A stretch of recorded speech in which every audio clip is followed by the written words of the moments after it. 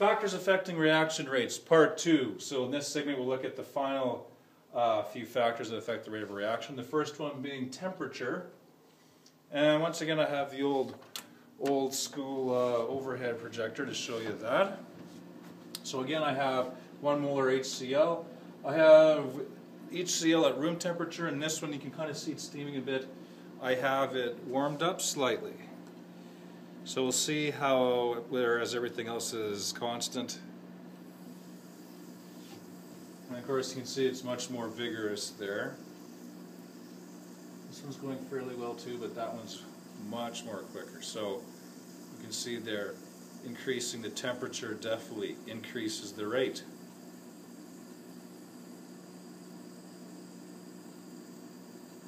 Okay. It's almost done there now. This one's still going. So, temperature. So increasing the temperature of the reactants increases the rate of the reaction. Sorry, increasing the temperature of the reactants increases the rate. Let's look at a reason why that happens.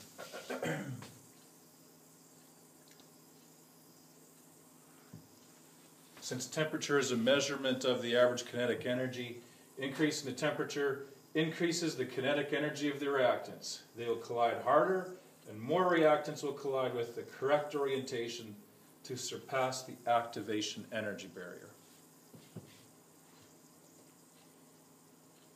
So there we have it. There's the reason for the temperature one. Next, manganese dioxide. Presence of a catalyst or an inhibitor. I have a demo in which I'll show you what happens when a catalyst is present. And I'm going to use hydrogen peroxide, which naturally decomposes when you buy it from the store.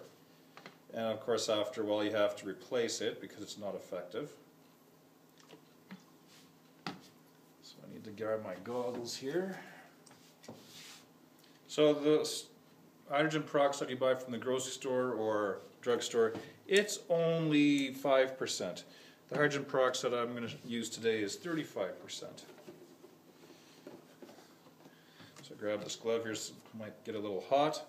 What I'm going to use here is a catalyst which will change the reaction, speed it up without actually changing itself. So the manganese dioxide will hopefully do that, and all that will happen is that hydrogen peroxide will break down into water and oxygen.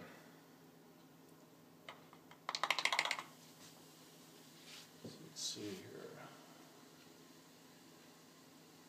So it's kind of sizzling there. You can hear it sizzling. Sometimes it steams out of the top of the bottle. But this hydrogen peroxide I have may, who knows, it may be broken down somewhat already. It's a little bit warm there too.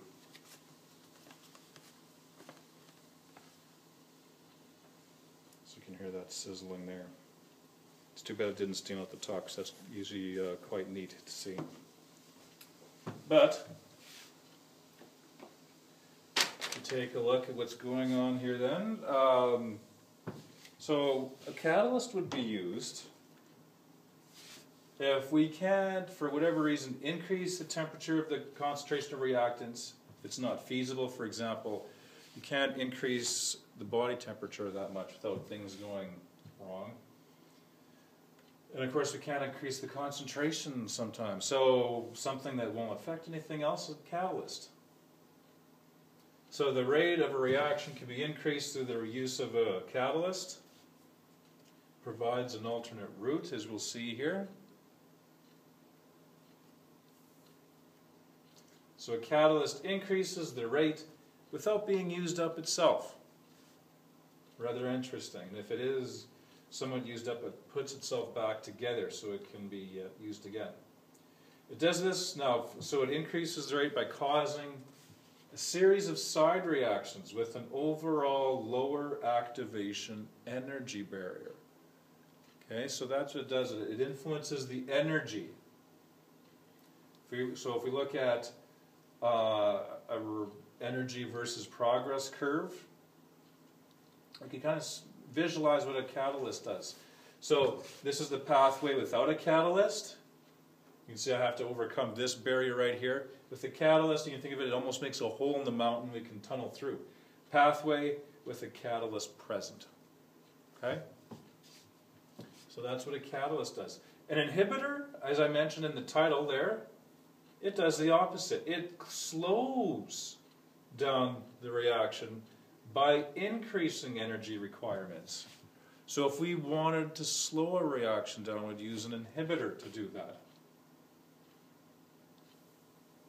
So if I take a look at the energy versus progress graph, it's just the opposite. The original one is blue. The inhibitor one is increasing the pathway, increasing the energy requirements. So maybe thinking to yourself, well, why would I ever want to reduce the reaction rate? Food in the kitchen there, food additives are inhibitors that slow down the rate of food spoilage. So of course you don't want chemical reactions with the food that you have left over. You want to be able to eat it for tomorrow's lunch leftovers. So food additives, and of course certain kind of breads. You could do a little experiment with different types of breads. Breads that are made fresh at a grocery store, they tend to spoil quicker than some of the big corporation breads that seem to last for weeks and weeks due to the number of food additives that they have present in them.